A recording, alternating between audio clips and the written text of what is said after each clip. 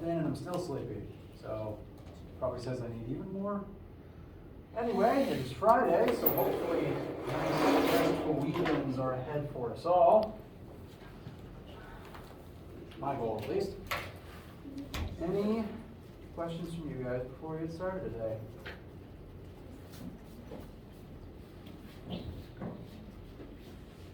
Alright. Well, let's look at the calendar real quick. Today is Friday, February 11th. And as I've reiterated probably far too many times by now, the Chapter 2 homework includes have been rescheduled to do Monday, February 14th at midnight, so you can come to lecture with questions. We'll be working on them over the weekend. Today we will be covering the last couple of small concepts from Chapter 2, and so after today you will have seen every concept present on the homework. We've been going through kind of a list of interconnected mini concepts, one right after the other, and we've already started power on Wednesday. We're going to work some examples of power today, and then end by looking at momentum for the first time. Momentum will be very important for collisions next week. So, wrapping up Chapter 2 today, homework is due Monday, and then next week we will have a fresh new lab and start looking at Chapter 3, momentum and collisions. How's that feel? All right. Be working on the homework over the weekend so that one, you can email me questions over the weekend, and two, so that you can have questions. If you have questions that you don't email me, you can come to class with them Monday morning. And I believe last time we left off here. We've been working our way down a chain of related concepts. We were talking about motion, the force behind motion. When you use force, you do work, and power represents the rate at which work is done. Or, at the same time, the rate at which energy is used. The higher something's power output, the more it can accomplish in a short amount of time, but the more energy it will also eat up in a short amount of time. Car commercials that advertise the big, powerful numbers of a car, like 1,200 brake horsepower or something like that, those cars are able to do more work and get up to a high speed very quickly. But when they are at that high speed, a high power rating means they're using up more energy per second, which means they're drinking more gas every single second. About a decade ago, the fastest street legal car in the world was the Bugatti Veyron. It could get up to like over 250 miles per hour on a straight road, but it would drink up its entire tank of gas in a few minutes if you kept the pedal down that hard. So, more power means more work in a short amount of time and more energy burned in a short amount of time. What that means for your daily life is try to get lower power rating appliances because they'll use less energy. We went over the formulas last time. Any questions about the information currently on screen? All right. Let us apply this to an example. We have two robots that are going to be helping us on moving day. They are both going to carry two different boxes, and they are going to climb the same stairs.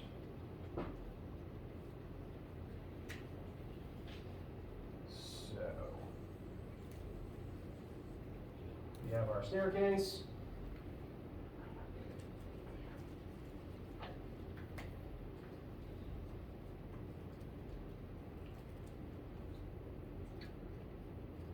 We have robot 1, and we have robot 2.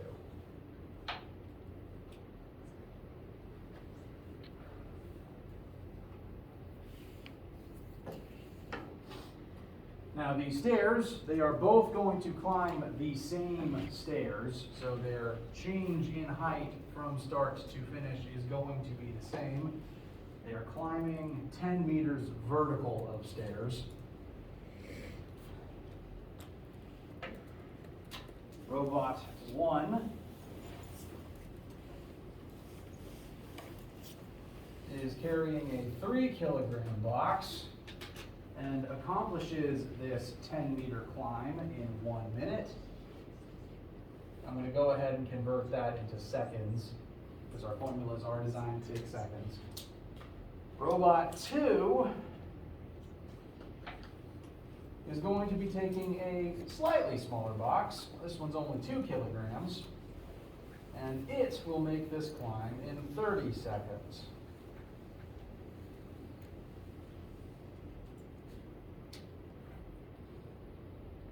So, read the question, listed our variables, we've made our picture. So first sub-question, which of these two machines does more work in this situation?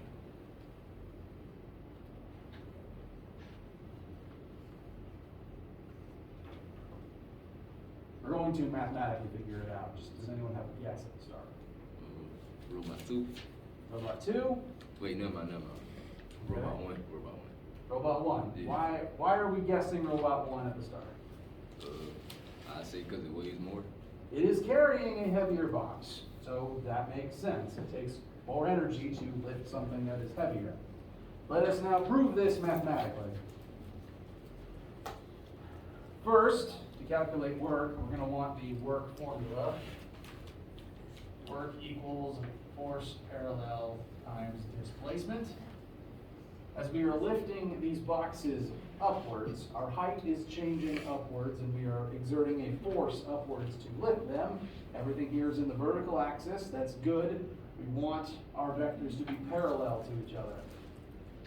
So, we have to figure out what force Robot 1 is exerting on this box.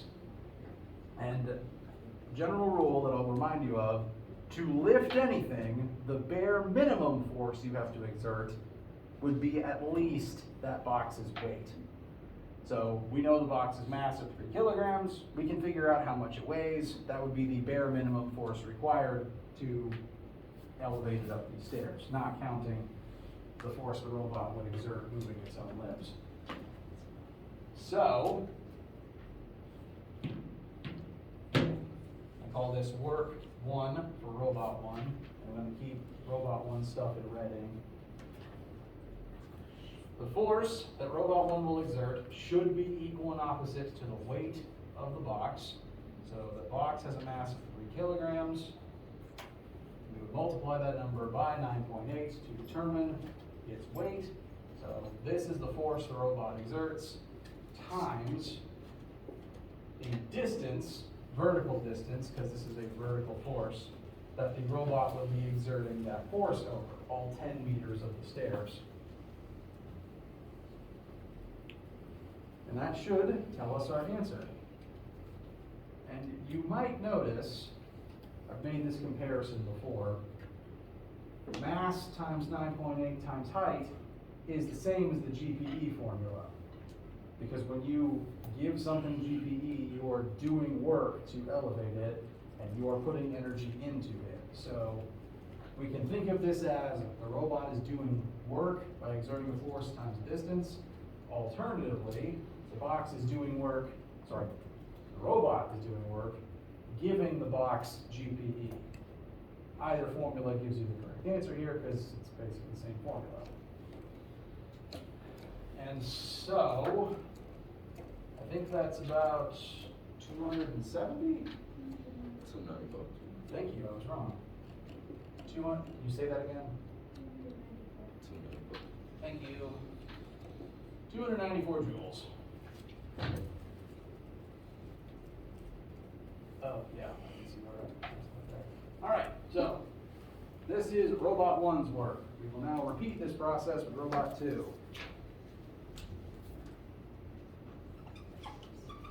So that's a 2 kilogram box times the same gravity times the same distance. So yeah, Robot 2 is doing less work, it is using less energy and lifting less box. That would be Thank you. So, correct assumptions on you guys' part. Robot 1 does more work. This also means Robot 1 uses up more of its own energy, so it'll run out of batteries faster, but it accomplished a more intensity task. Questions thus far? All right. Now the next question, which robot in this situation has a higher power output? We've looked at the energy that they spent, but we have thus far ignored how quickly they were able to pull this off. We now know the work that they exert, and we know the time it takes them to exert that work. And so we can use one of our new power formulas to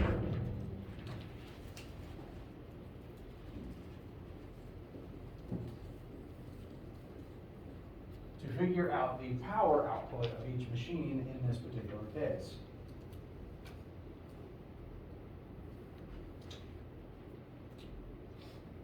So, Robot 1, already figured out it does 294 joules of work, and it takes that robot 60 seconds to climb these stairs. Robot 2, meanwhile,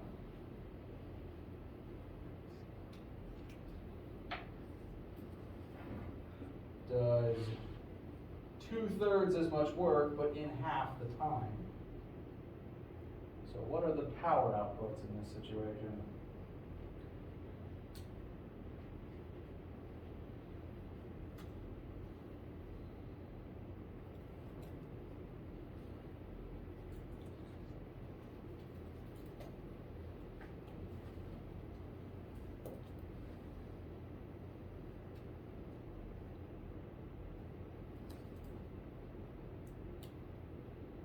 This is about just shy of 5 watts, I think. 4.9. 4.9, thank you. And the unit of power we're going to be using is watts. That is the metric unit. Meanwhile, this robot 2 should be closer to 6.53. Thank you. So, Robot 1 did more work, it used more energy, but Robot 2 accomplished its task faster, so it technically had a higher power output. Power is the hybridization of both effort and speed, so both of them factor in pretty evenly. It means that not just what you do, but as far as power is concerned, it's not just what you do, but also how fast you do it. So whether or not, I lost my train of thought there, I apologize.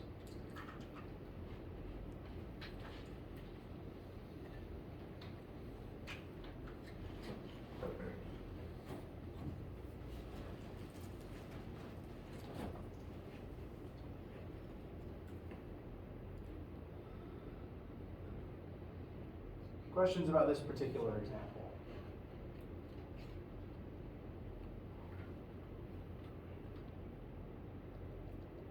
Okay. I do want to highlight briefly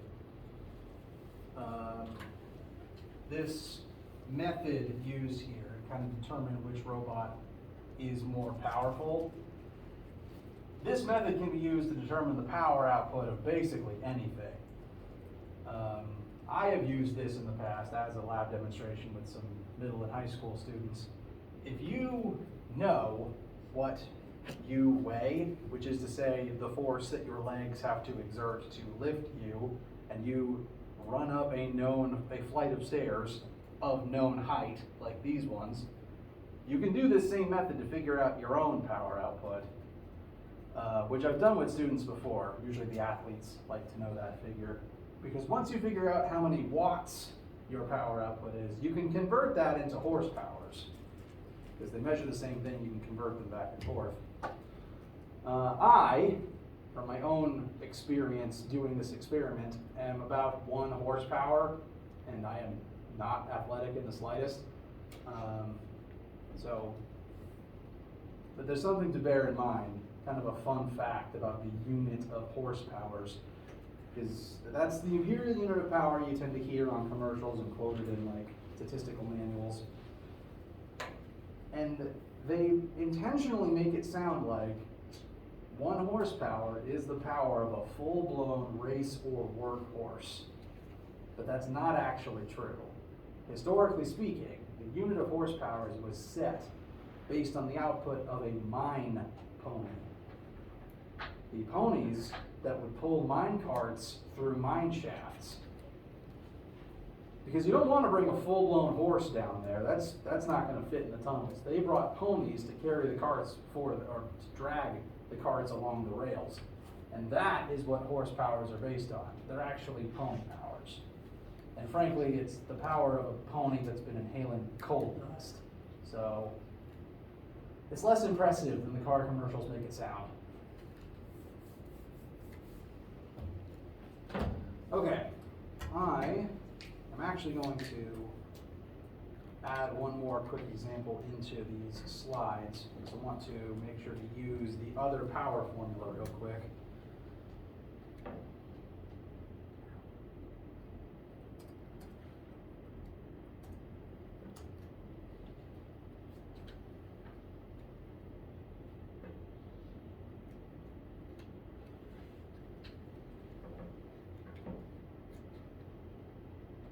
So we'll take a quick break while I edit this slideshow a little bit.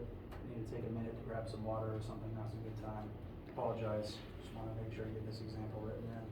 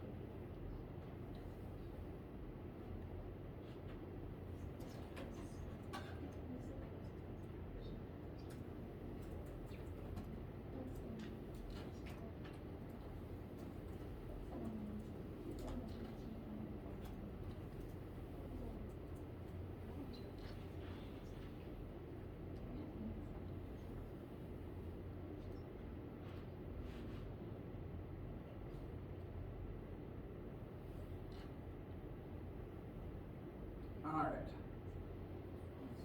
One more power example. One to show off the other power formula. Two, I like talking about cars. I mentioned earlier, about a decade ago, the fastest road legal car then was the Bugatti Veyron. Since then, the car company Bugatti have topped themselves and built a new one called the Chiron. It's even faster. Its top speed on a straight road, if you let it get up to top speed, is 117 meters per second, which I converted from 261 miles per hour. Don't do that on the roads. They also advertise that their engine can output 1,500 horsepower, which, keep in mind, is really pony power, but, well, the figure is what the figure is. My question to you, how much force can this engine exert? We know this car's top speed, and we know its power output. Can we use those to figure out the force that its engine creates?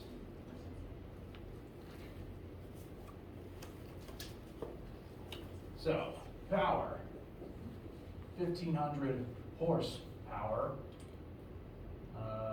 Velocity, 117 meters per second. And we've been asked for force.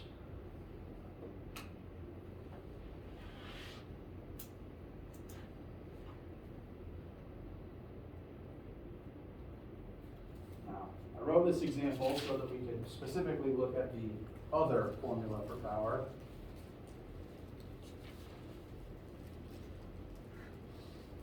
Earlier, we looked at force equals work over time, which is true. That's the definition of power.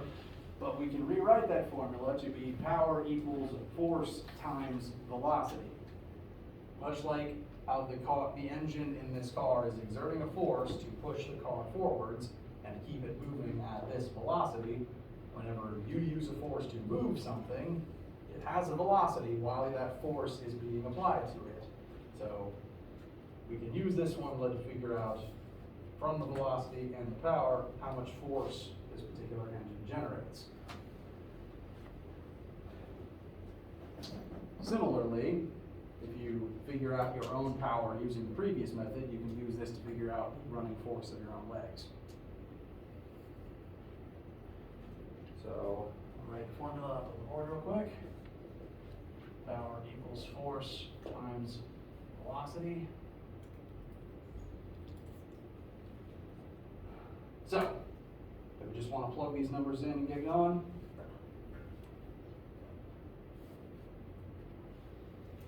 There's one thing we have to do first. Our formulas are not designed to take horsepowers, so we do have to convert this to watts. So, very briefly, 1,500 HP. The conversion says that 1 horsepower is equal to 745.7 watts. So I use my conversion style, put that into a fraction, and put horsepower at the bottom.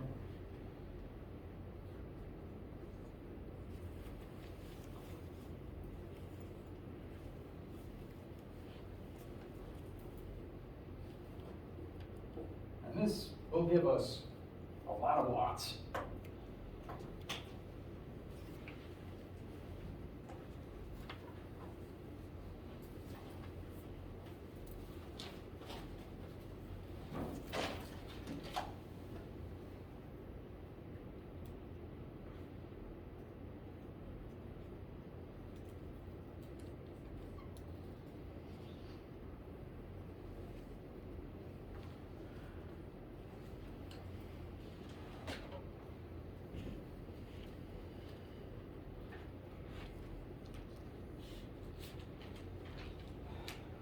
I've got approximately 1,118,550 watts. Does anyone disagree? Now, what that means is every single second that you are going flat out pedal to the metal in this car, you are burning over 1,000,000 joules of energy every second. Which means that if this car was somehow electrically powered and plugged in, and you were being billed for the electricity, driving flat out for 1 second would cost you more in electricity than an entire month of normal stuff in your house. These cars take up a ton of energy just to go fast. Going fast is expensive.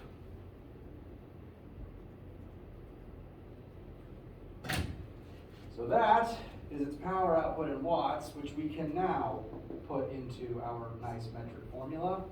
So 1,118,550 watts is equal to our unknown force times our top speed of 117.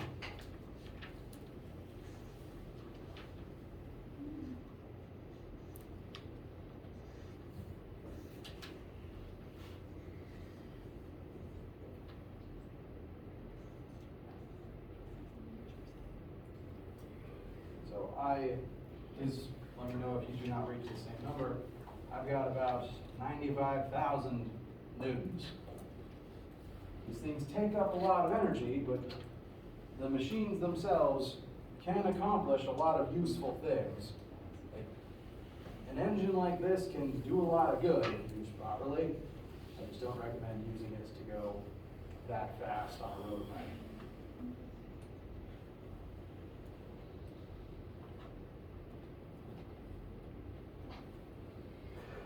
Questions about power or any of the examples we just looked at?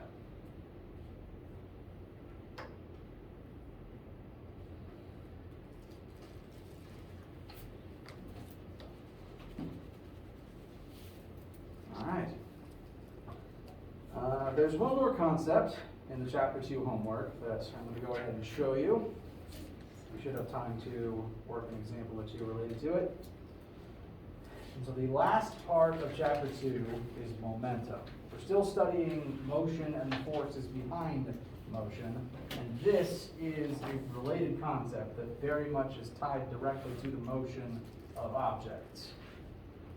Now, before I go through this wall of text, I want your honest first thought. When you hear the word momentum, just used in normal English, what is your first thought for the types of things that refers to?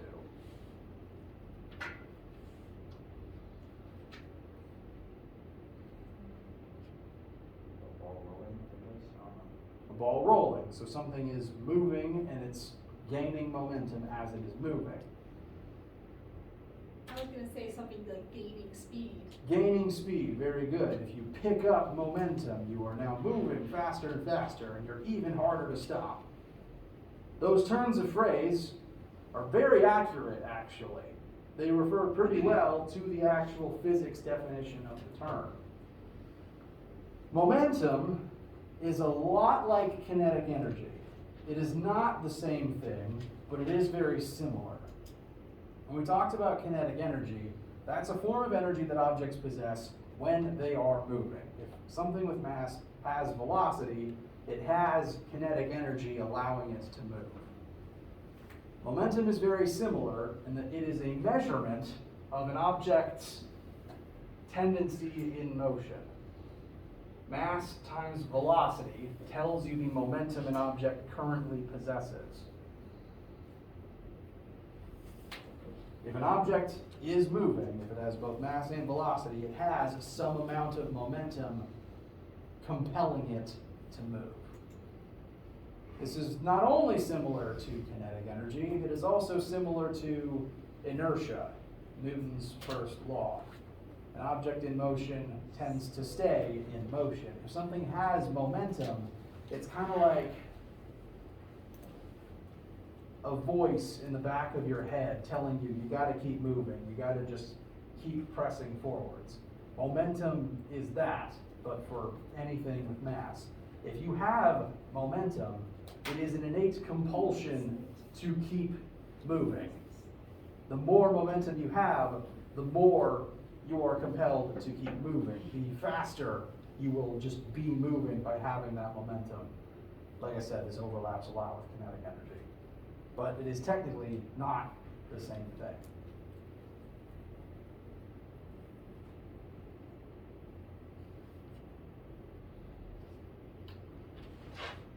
Kinetic energy can be thought of as the work that had to be done to get an object up to a certain speed. The faster you want to make something go, the more energy you have to put into it. And that energy doesn't care about what direction the object is moving in, because energy is not a vector. Momentum, however, is a vector, for one thing. It does care about direction. Because if you are moving forwards, the easiest thing is to keep moving forwards. Your momentum compels you to keep moving, very specifically, forwards.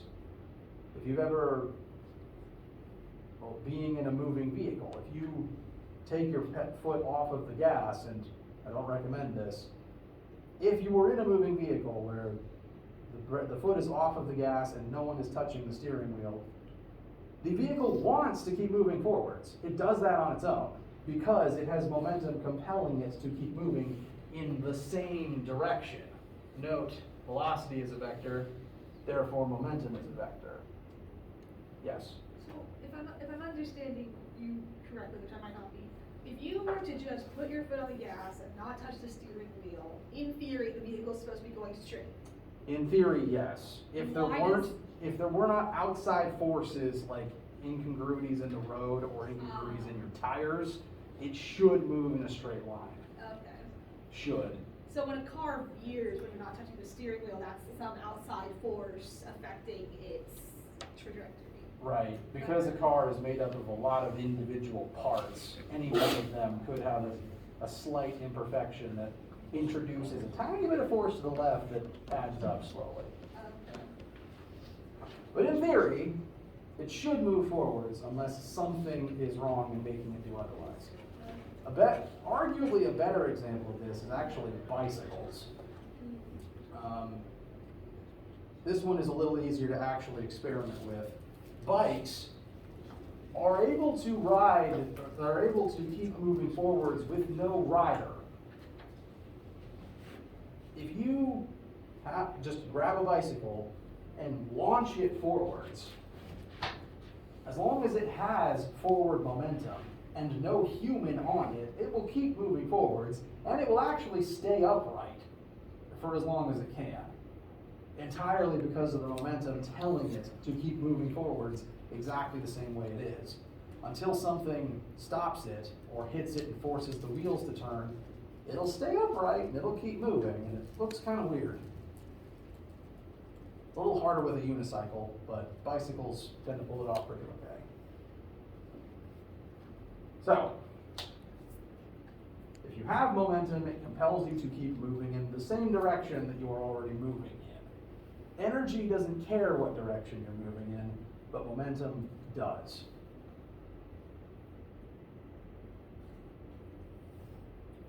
Now the formula for momentum is a very short one, thankfully.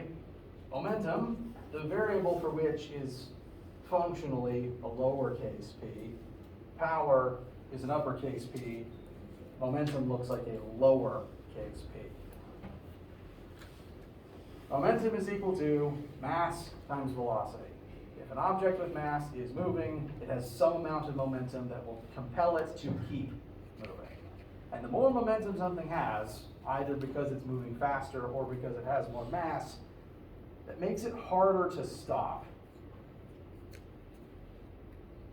I'll talk more about that briefly in a second. But for right now, everyone make sure you have this formula down.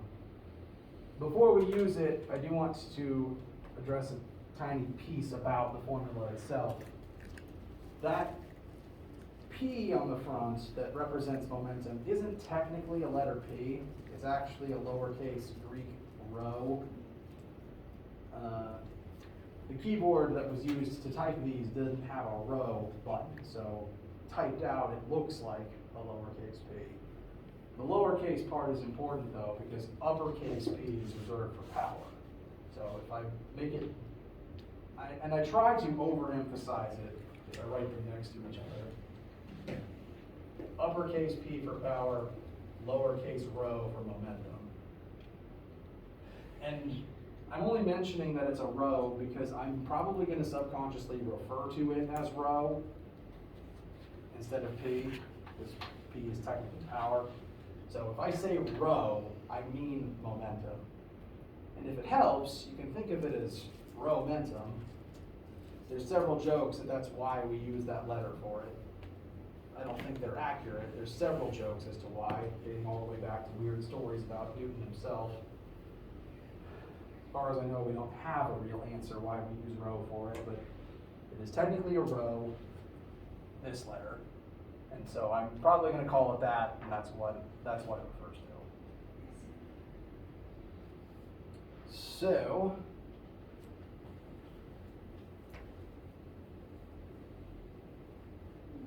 just clear off a little bit of board space.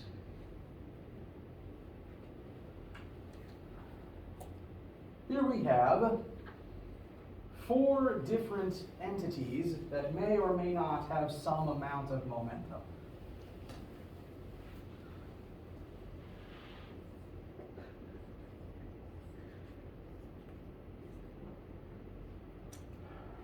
Example a building with a ton of mass, 100,000 kilograms of mass, but a velocity of 0. Example B, a very small bullet fired at very high speed, 10 grams fired at 1,000 meters per second. Example C, a 25 kilogram dog running at 10 meters per second. 25 kilograms is pretty decent for a dog. This might be getting near wolf size, actually. And 10 meters per second is very fast. And that would be like 10 meters per second is 10 of these in 1 second. So very fast canine. Example D, a 2,000 kilogram car, which is slowly inching forwards at 1 centimeter per second. Of these 4 cases, which entity contains the most momentum?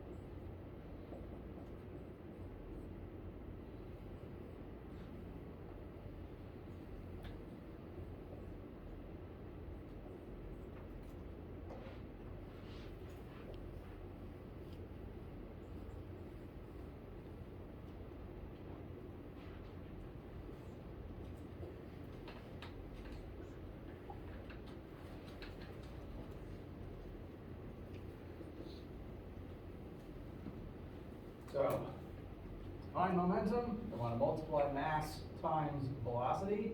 I've set up that equation for all 4 of these cases. Case A, 100,000 kilogram building, which isn't currently moving. It has no momentum. That is not a trick. It's not moving. There is no momentum currently in that object. Case B, the bullet. Keeping in mind, every formula in this class will take kilograms instead of grams. 10 grams converts to 0.01 kilograms. So 0.01 times 1,000 gives us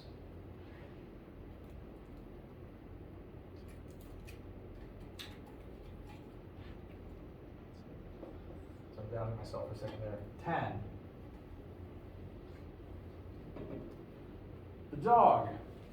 Both units are in the form that we want, kilograms and meters per second, so we can simply multiply the mass times the velocity. So the dog, 250. And then the car, a lot of mass, but moving very, very slowly. The velocity was listed in centimeters per second. You have to convert that to meters per second, which would be 0.01. And that would multiply to a result of 20. The dog wins.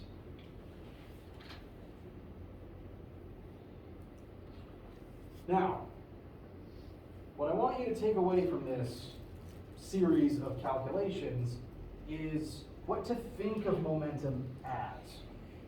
I like to think of momentum as a measurement of how hard something is to stop. If these things were moving towards you, and you were the Incredible Hulk about to jump out in front of it and try to stop it like a train, which of them would take the most effort to make slow down? The building's not moving, so it takes no effort to make it stop. So you get 0.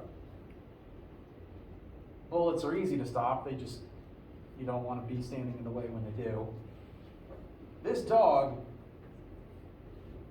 I've seen videos of people training dogs, and if they are running dead at you and they cannonball themselves right into your chest, you are getting the wind knocked out of you and you are going straight to the floor. They're strong. Don't underestimate them. And this car is moving so slowly that anyone could really just stick their foot on the bumper and make it stop. Because it's moving so slow, this is like less than idle speed. It's functionally not moving. even though it's very massive, it still wouldn't take a lot to actually slow down. So, I think of momentum as how hard something is to stop. The more momentum it has, either because it has more mass or more velocity, the more effort, the more force is required to actually bring it to a stop. Questions thus far?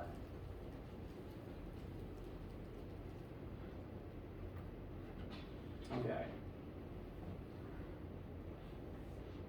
With that, we've actually covered every concept in chapter 2.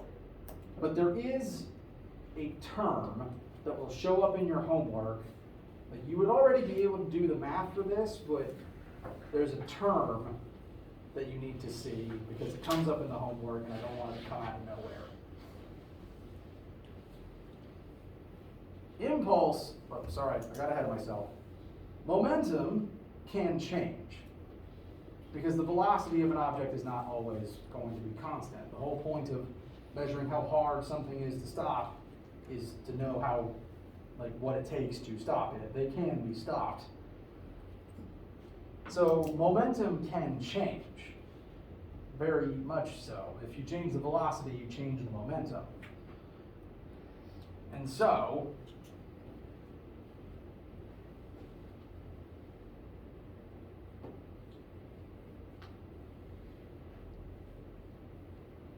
for examples in your homework, to bring this up,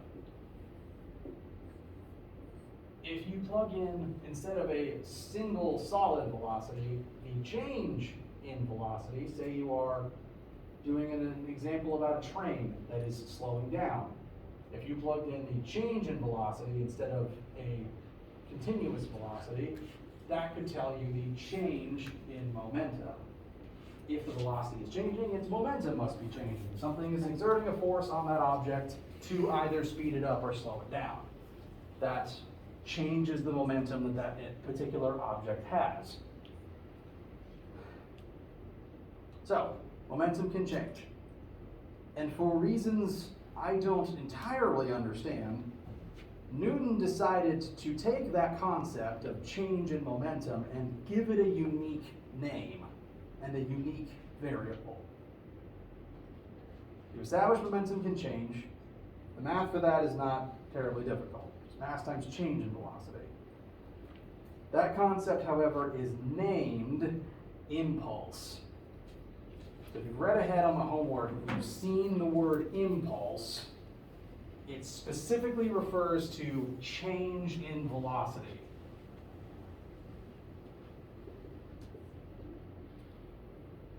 Sorry, change in momentum. Wow, I apologize. Impulse is the change in momentum.